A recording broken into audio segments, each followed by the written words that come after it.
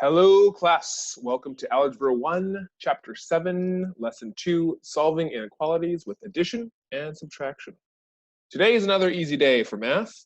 We are going to be using inequalities to solve and to check using graphs.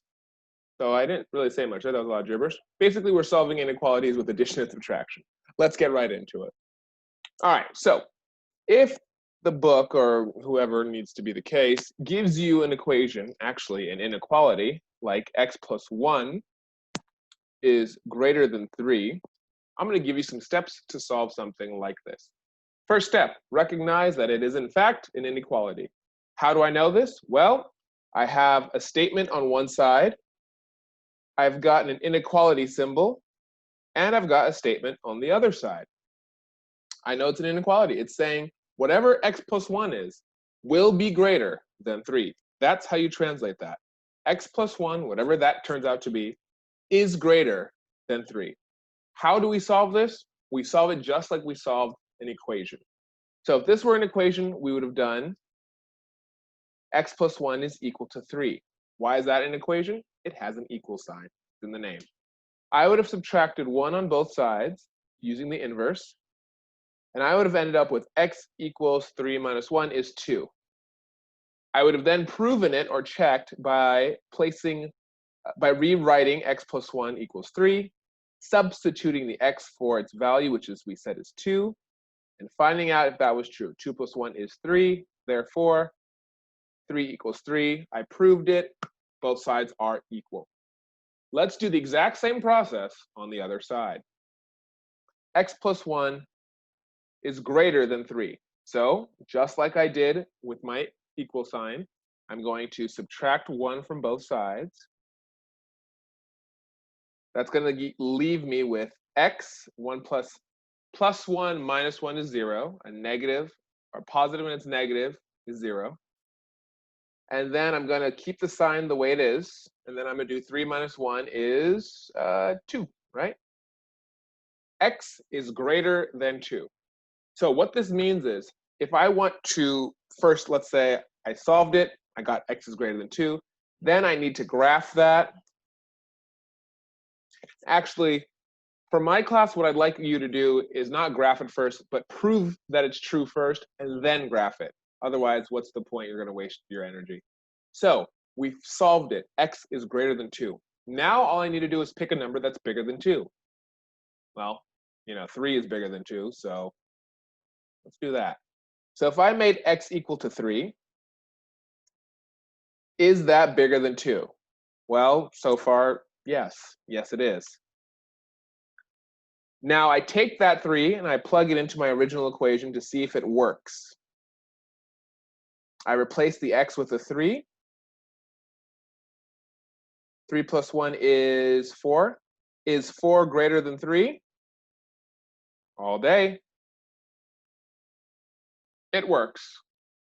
And all I did was I selected a number that was greater than 2. All right, now that I know my x must be greater than 2, I can now graph it. I've already proven it.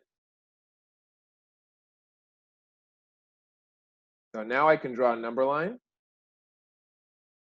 And I can say, all right, all I need to do is write a 0 here, a 1, a 2, a 3, a 4, a 5. It says x is greater than 2. My reference point is 2. I draw an open circle because it's not equal to, it's just starting at 2.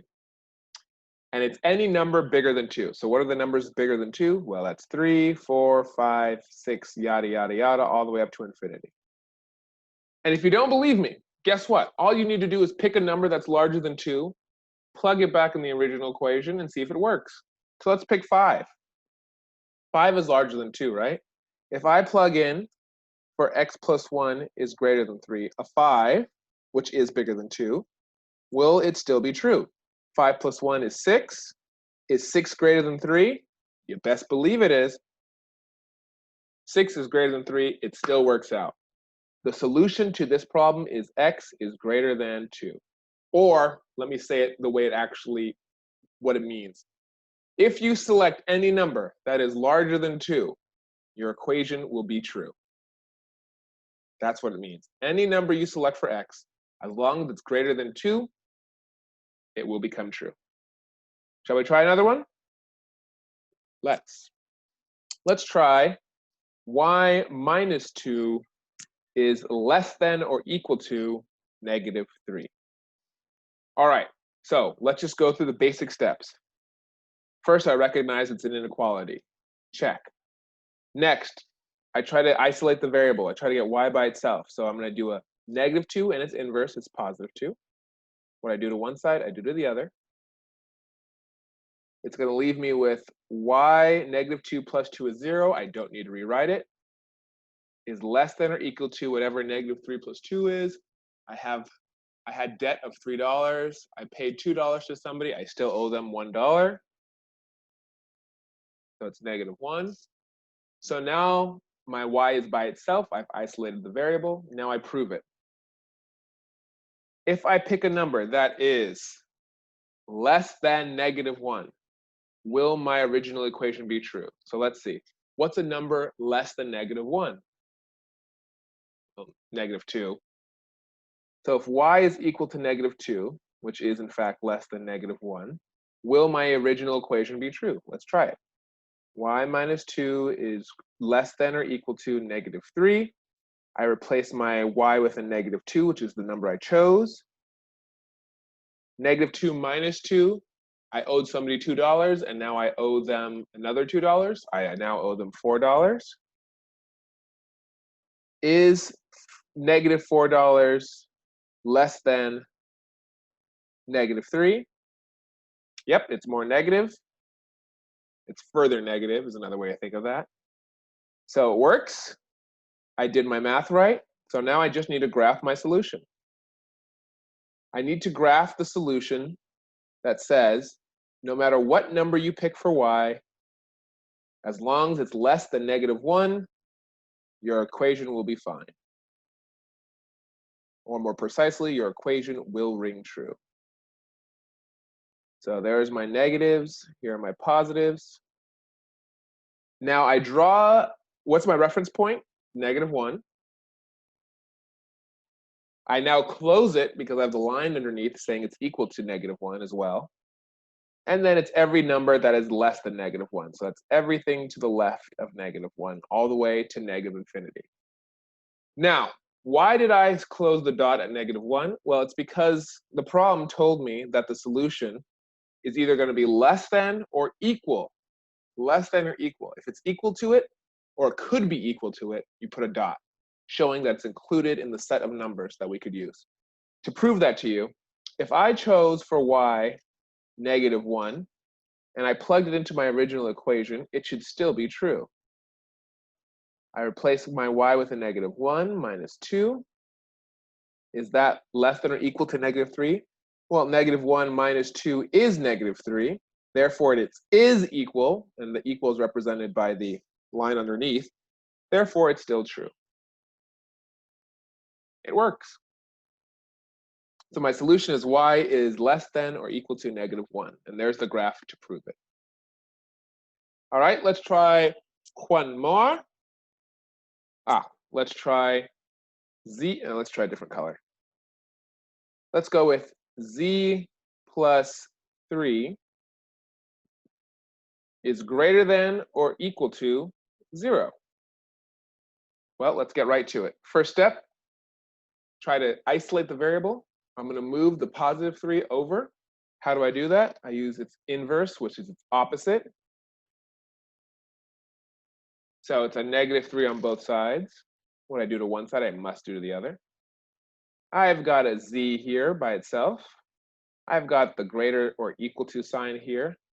3 minus 3, or positive 3 minus 3 is 0. I don't need to rewrite it.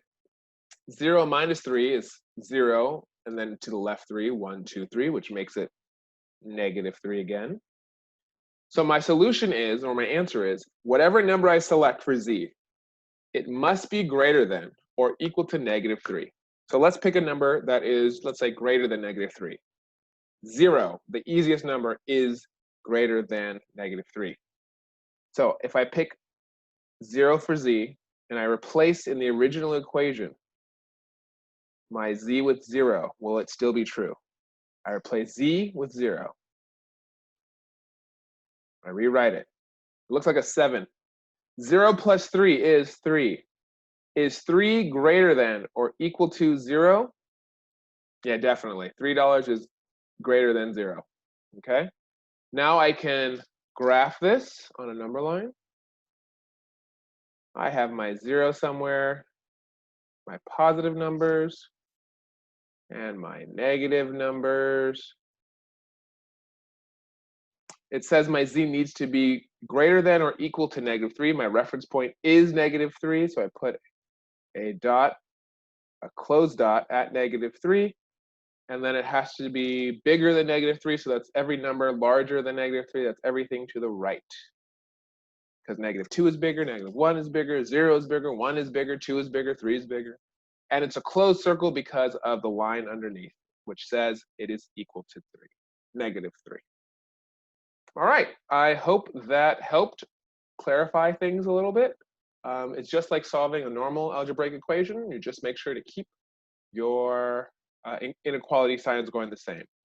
It changes a little bit when we do multiplication or division, but for right now, all you need to know is just like an equal sign. All right, see you in the next video.